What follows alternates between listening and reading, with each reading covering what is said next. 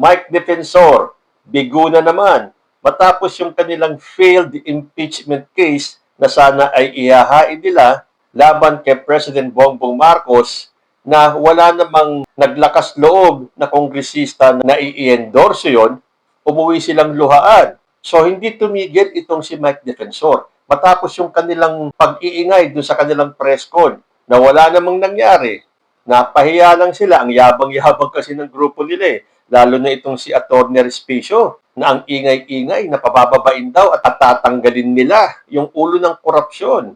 So ang sumunod naman na hakbang ni Mike Defensor ay manggulo sa Cebu dahil sasama daw siya sa rally ng motorcade at doon siya magsisisigaw. At hindi na BBM resign yung kanyang sinisigaw. Sabi ni Mike Defensor, hindi na ito BBM resign, impeach BBM na ang panawagan natin. Nananawagan kami na kailangan tanggalin na ang Pangulo. Hindi na niya kayang manguna sa ating bansa. Grabe ang korupsyon. Kita nyo na? Hindi sila titigil sa pagpapakalat na si President Bongbong Marcos ang utak ng korupsyon.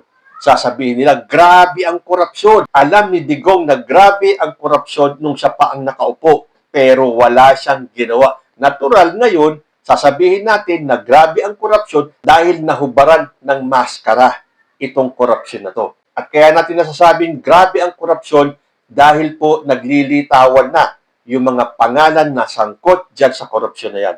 So kahit no anong gawin ng grupo ni Mike Defensor, hindi nila mako-corner si Bongbong Marcos at paratangan na siya ang mastermind sa korupsyon na to. So, failure na naman itong pagsali ni Mike Defensor sa Cebu. To think na Cebu na yan, ha? Yung pong gobernadora ng Cebu ay isang pro-Duterte. Bakit hindi sila pinayagan mag-rally? Dahil kahit na rito sa Manila or kahit na saan, kapag wala kang permit, hindi ka pwedeng mag-rally. So, ang sabi naman ni Mike Defensor, aba, martial law na. Sino ba itong kongresista na nagsasabing na may martial law na daw sa Pilipinas? Kung may martial law, yung nagsalitang kongresista na yon ang unang-unang makukulong. At pangalawa na itong si Mike Defensor, bakit nakalaya pa kayo kung talagang may de facto martial law na ngayon? At isa pa, kundi ba naman talaga nang gugulo lang si Mike Defensor? Alam niya na meron ASEAN meeting or ASEAN summit dyan sa Cebu. Tapos doon ka manggugulo? Nakalimutan na ba ni Mike Defensor na kapag pinahiya niya si President Bongbong Marcos, pinahihiya niya ang buong Pilipinas at kasama tayong lahat ng Pilipino at kasama yan si Mike Defensor. At mas lalo na siyang nakakahiya dahil siya ang pasimuno ng gulo. Nakita nyo na ang ginagawa ng ating presidente, pinagaganda ang imahe natin sa buong mundo pero itong mga katulad ni Mike Defensor talagang ginugulo. Hindi sila titigil dahil ayaw nilang ma-acknowledge si Bongbong Marcos sa ibang bansa na isang mahusay na leader. Para sa kanila, kailangan igiit nila na weak leader si Bongbong Marcos, na bangag si Bongbong Marcos, at kung ano-ano pa. Pero naniniwala ba ang mga world leaders sa kanila? Hindi po, dahil nakikita nila ang trabaho at ang resulta ng ginagawa ni President Bongbong Marcos. So, failure na naman si Mike Defensor. Umuwi na naman siyang luhaan. So itong si Mike Defensor, wala, nilanaw yung kanilang rally. So dapat ang pagtuunan na lang ng pansin itong si Mike Defensor, yung rally niya bukas, January 31. Hindi ba sinabi niya, January 31 daw, magkita-kita sa EDSA, pupunuin nila ang EDSA, dediretso sila ng Malacanang, pabababain nila si President Bongbong Marcos. Tingnan nga natin, Mike Defensor, bukas, kung wala kayong nagawa sa Cebu, baka dito may magawa kayo. Baka mapuno nyo na yung EDSA bukas. Pero siyempre, isama mo na yung one-time, big-time rally ni Chavit Singson. Kung hindi, mapapahiya na naman kayo dahil bukas, hanggang bukas makalawa, hanggang Pebrero, si Bongbong Marcos pa rin ang presidente natin. Huwag na kasi kayong mag-aksaya ng pagod, ng pera. Sa bagay, hindi nyo pera yan eh. May nagpopondo sa inyo, sigurado yan. Nakailang rally na kayo, hindi kayo nagtagumpay. Ano naman ang magiging dahilan para kayo ay magtagumpay ngayon? Yung ipa-impeach si President Bongbong Marcos, yung dalawang impeachment complaint na yan, sigurado ko, basurahan ang tungo ng impeachment cases na yan. So, Mike Defensor, laos ka na, tanggapin mo na. Kung yan nag-iingay ka, dahil tatakbo kang mayor sa susunod na halalan dito sa Quezon City kung noon nga hindi ka nanalo eh. Ngayon pa kaya sa sobrang ingay mo at sa sobrang pagiging negative mo na gusto mong ibagsak ang gobyerno ni President Bongbong Marcos tapos gusto mong magsilbi sa gobyerno ni President Bongbong Marcos. Dahil ang mayor, nasa ilalim pa rin po yan ng presidente. Mag-iba ka na lang ng larangan. Tumahimik ka na lang muna. Saka ka na lang bumalik sa 2028. Kung sakaling mananalo si Sara Duterte bilang presidente. Eh, isa pa yan. Nasuntok sa buwan na manalo pa si Sara Duterte sa 2028. So siguro dapat sa iyo, Mike Defensor, magpahinga ka na. Dahil hindi ka magtatagumpay para mapabagsak si President Bongbong Marcos. Ay, nabalitaan nyo na ba na ang St. Luke's ay maghahain ng demanda o reklamo doon sa mga nagpakalat ng fake medical bulletin ni President Bongbong Marcos. Ito mga tira lang ng tira, naglalabas ng ganyan mga medical documents ng isang tao, bawal po yan. Bawal pong maglabas ng kahit na anong medical history or kung anuman ang sakit ng isang tao nang wala silang pahintulot. Bawal na bawal po yan. Eh itong mga katulad ni Jason Sa, nitong si Jack Argota at nung iba pang DDS na nagpakalat ng fake news, inilabas pa yung fake medical report puno ng St. Luke's. Aba, tatamaan talaga kayo. Sa susunod, mag-isip-isip muna kayo bago kayo maglabas ng mga medical bulletin ng ibang tao nang wala silang pahintulot dahil pwede kayong habulin. At ito na nga, hahabulin na kayo ng St. Luke's. At hindi lang yan, pati ng NBI. Dahil ang St. Luke's nga magsasampa ng kaso laban sa mga nagpakalat ng fake and medical misinformation gamit ang kanilang pangalan. Siyempre, sinisiraan ninyo ang St. Luke's dahil bawal po sa kahit na sinong doktor o ospital ang maglabas ng medical bulletin o medical report nang wala silang pahintulot. At saan nila nakuha itong report na to? Definitely fake yan. So, doon sa mga nagpakalat niyan, ang pagkakaalam ko si Jason Sa, isa na yan.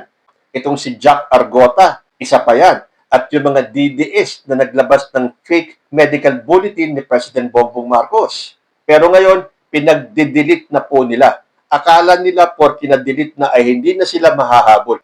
Marami na po ang naka-screenshot niyan. Ako nga, na-screenshot ko na yung mga fake news na nilabas nila Sabi sa balita, magsasagawa na ang PNP ng investigasyon upang tukuyin ang mga personalidad na nasa likod ng peking medical bulletin laban kay Pangulong Ferdinand R. Marcos Jr. Inatasan na ang PNP Anti-Cybercrime Group na pangunahan ang investigasyon at makipag-ugnayan sa ibang ahensya. Tinawag ni PNP Chief General Jose Melencio Nartates Jr. na walang galang, malisyoso at labag sa batas ang pagpapakalat ng peking dokumento. Bagamat iginagalang ang kalayaan sa pagpapahayag, ang paggawa ng peking dokumento ay nakalilin lang sa publiko. Tama, hindi nyo pwedeng sabihin na yan ay freedom of expression or freedom of something or kalayaan ng pagpapahayag dahil meron pong batas na bawal maglabas ng kahit na anong medical report or medical bulletin ng kahit na sino nang wala silang pahintulot. So, sa mga tulad ni Jason Sa, nitong si Jack Argota, at yung iba pang nagpakalat ng fake medical bulletin ng St. Luke's, hihintayin po natin kung sino sa kanila ang unang huhulihin ng PNP. Ito kasing si Jason Sa, ewan ko ba, nung araw bilib ako dito lalo na dun sa Mel and Jay nila, ni Mel Chanco. Pero ngayon, ano na nangyari sa'yo, Jason Sa? Dahil bukod dun sa fake medical bulletin na inilabas ni Jason Sa, meron pa siyang isang statement na sinabi. Sabi rito ni Jason Sa, "My source sent me this message a few minutes ago.